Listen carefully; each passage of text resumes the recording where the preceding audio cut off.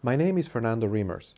I am the Ford Foundation Professor of International Education at the Harvard Graduate School of Education, and I am delighted to have been invited to deliver one of the keynote addresses at the forthcoming conference, the forthcoming 2012 Conference of Content in Context. I look forward to meeting many of you this coming June.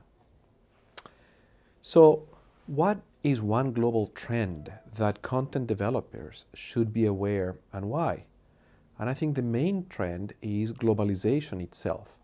The fact that the development of telecommunications technology, shifts in trade, and the many interactions that take place among people across different geographies for work or other reasons are creating a need to educate students about globalization, to understand this process, to understand what it means to live in the space of flows, and to have the skills and the interests and the knowledge to seize the opportunities created by globalization to advance human potential, to advance human well-being.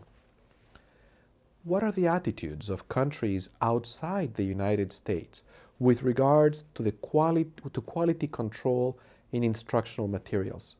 Most countries around the world have a national curriculum which provides a wonderful opportunity to leverage the benefits of scale in producing high-quality instructional materials at low cost. That means, of course, that the competition for the development of those materials is very steep. It is very difficult. Those who currently dominate those markets are going to do everything they can to prevent new entrants from capturing market share. I do think that we are moving towards an era where printed materials will be complemented and in some cases replaced by online materials. But that will very much depend on specific geographies and on specific groups of the population of students that are being served. There are, in just about any country around the world, there are regions within the country where access to technology does not yet make it possible to have fully online textbooks, online instructional materials. So I think for the foreseeable future, we are going to be very much in a transition towards a hybrid mode of delivery of content that combines conventional methods of books with new programs. What role do I see for technology in advancing education?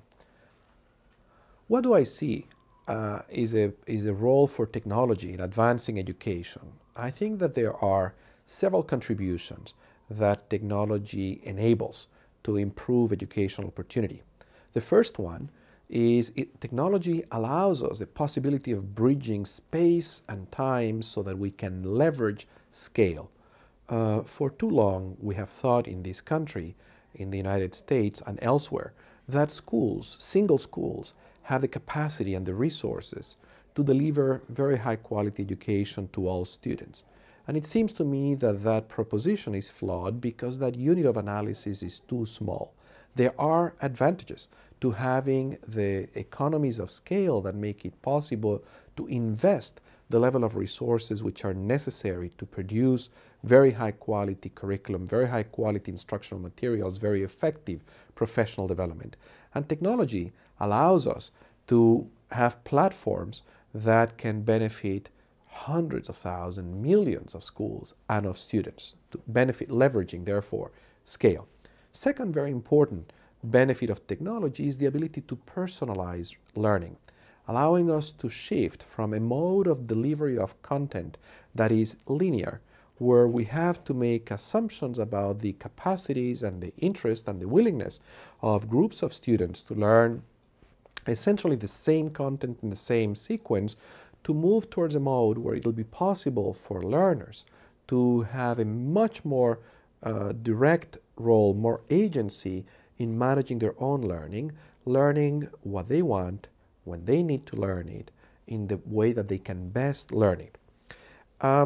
Another very important benefit of technology is that it can create opportunities for students to be much more in charge of their own learning, to develop more agency with regards to their own learning, not only because of the abilities to personalize, but because technologically based platforms allow us to integrate multiple content in multiple domains, in different subjects, in different grades, with additional materials, in multiple media, creating opportunities for multiple forms of performances of understanding on the part of students. And at the high end, even with artificial intelligence in the background that can provide immediate feedback to students in what they're learning. So in many ways, technology allows us to develop, to imagine new roles for the essential actors of education, students, content, and teachers. Through technology, it is possible to imagine students teaching other students, to imagine students assessing their work or the work of other students. It is possible to imagine for teachers playing very different roles, not as content providers or necessarily as motivators, but the people who can engage with the students in high level, high order conversations with the students on content that can be more effectively delivered by technological platforms. And lastly, I think a very important contribution that technology makes possible is the construction of partnerships among different actors, stakeholders, and institutions in the fundamental task of defining what needs to be learned, for what purpose, in what way, and at what cost. What are the greatest challenges? What is the greatest challenges that educators face around the world at the moment, and how can technology help address that challenge?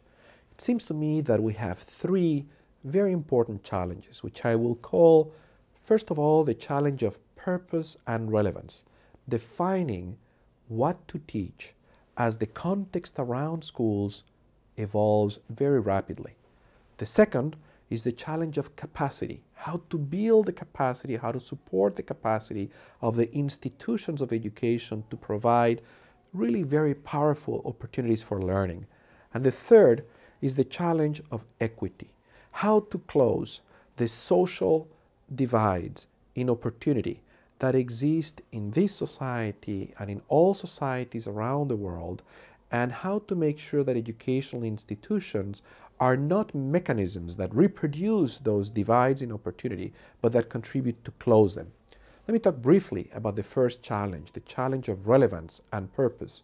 I think we're shifting towards an era where it is increasingly important that we move from a teacher-centered model to a model that is fundamentally about developing agency, responsibility, leadership, entrepreneurship, creativity, imagination on the part of students. Some have called these new skills 21st century skills, and I think the conversation about what those skills are is a very important conversation to address this first challenge. And I think technology can certainly help us, have those conversations in a way that is very, very inclusive with a wide range of stakeholders, as well as figure out ways to develop content and opportunities for learn that develop those higher order 21st century skills. With regards to the second challenge of capacity, how do we make sure that the traditional actors that have led the educational enterprise, teachers, subject specialists, instructional support staff, administrators at the school and district level, how do we make sure that they have the opportunities to continuously improve their skills so that they can keep up with these changes in context and with these new demands that require that we prepare students not for the society of 20 years ago or 50 years ago or 200 years ago, but that prepare students to invent their future, to invent the society of the future. The challenge of building capacity, of teacher professional development, principal development, leader development, is an enormous challenge that technology can help address by constructing hybrid modalities of professional development that provide opportunities for situated learning, that help these practitioners in their places of work as they face these needs for professional development. Combining that, of course, with all the advantages that face-to-face interactions in a common setting provide. The last challenge of inequality. Social inequality and economic inequality and the large divides in opportunity is arguably one of the most important problems of our times in this country and in many countries around the world. And I think it is essential, it is imperative to find a way that schools are really part of the solution in addressing this challenge and not part of the problem. And I think technology can help us bring very high quality education through the different modalities that I have mentioned to the most disadvantaged schools, to the schools and the areas with the greatest levels, with the greatest needs. 5 years from now, what new challenges will arise? It's hard for me to say. What I do know is that the rate of change, of social change, of technological change, of scientific change is clearly an exponential rate. If we think about how much has changed in the world in the last 10 years, in the last 30 years. 30 years ago, I had my exposure to the first microcomputer. And it was like magic to learn to use that particular tool. 30 years later, there is more computing power in my cell phone than there was in the largest computer available at Harvard University 30 years ago, even 20 years ago. If we look at the speed at which we're developing applications for mobile phones, for example, it is very clear that this is changing at an exponential rate. And I think that there are great possibilities that come from that velocity of technological change to allow us to build much more robust, effective, powerful platforms to support learning in the 21st century. But at the same time, there are also enormous challenges to make sure that the newer generations of learners of all ages who are now inculcated, who have come to expect functioning in these technologies, find educational institutions relevant. Find that educational institutions have kept up with their times. I think we are in higher education, for example, at a time of real crisis because our students are increasingly impatient with the modalities that we have used to teach in higher education for the last several centuries. And if we don't find a way to effectively make a transition, make an effective transition towards more robust, more engaging, more student-centered pedagogies, we're going to lose the attention of our students, even if they keep coming to our schools in order to earn the credentials that we still dispense in these institutions. And I believe there are similar challenges at the high school level, at the middle school level, at the elementary school level, even at the preschool level. How do I think education has changed in an increasingly global society, and how is it different from the past? So I think this is an area where there has been, on the one hand, remarkable continuity. The basic architecture of the institutions of education, of schools, is very much the architecture that was invented 250 years ago when the founders of the common school, of the schools that states took on to expand educational opportunity to vast groups of the population, decided. This was the graded school where we group students by age level. We arrange the function of school primarily as the function of dispensing knowledge. We structure that knowledge in relatively self-contained disciplines and in levels. We did that 200 years ago, and that is very much what most schools around the world do today. But there has been a lot of change. I think that we have successfully around the world integrated many more children from many different walks of life and social backgrounds into the institutions of education than was the case 200 years ago or even 60 years ago. 60 years ago, the vast majority of the world's children did not have the opportunity to set foot in a school. And they do today have that opportunity, in part because The Universal Declaration of Human Rights, which was drafted at the end of World War II, established as one of those rights the right to education. And a whole set of global institutions were created to make it possible for all children to be schooled, to provide a fundamental education. So that has been tremendous progress, also tremendous progress in this country that has brought with it new opportunities, new market opportunities. There are many more students today than there has ever been in the world in schools. And they are staying in school for more and more years. These are different students than the students that came to school 60 years ago or 100 years ago. And with that are new challenges for imagination, for creativity, in figuring out a way to effectively educate and engage children who have a whole range of social circumstances and of life circumstances when they engage in their academic pursuit. I also think that the current generation around the world is infinitely more educated, more savvy, in part because of the good work of schools, but also because the very many opportunities for learning that exist outside of schools. So if 50 years ago, the single opportunity that a student had to engage, say, with learning of scientific content was through their science classes in their schools, nowadays the opportunities to learn about science are ubiquitous. They are everywhere. Children learn in all kinds of media, and in some domains they are actually more knowledgeable or more motivated and engaged by some subjects than their own teachers. And I think this is a great asset that we should build on. If we don't see this asset constructively through a positive lens, we run the risk of turning these into a problem. If we don't respond to the reality that in some areas our students know more than we do and figure out a way to empower them to be in charge of their learning and the learning of their partners in learning, their teachers, we lose the risk of conveying to them that education is not relevant, that it really doesn't connect with what they know about the world and with what they care about. What are some of the most promising innovations that I see taking place in education right now?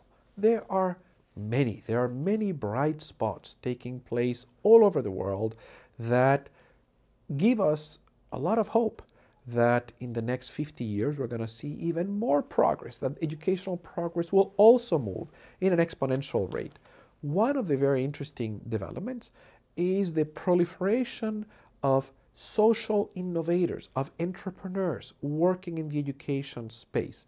It is a lot easier today than there has ever been for relatively small groups of people to create, to enter the education space, to enter the education market, and to offer products that are valued by students, by their parents, by their communities, by education providers.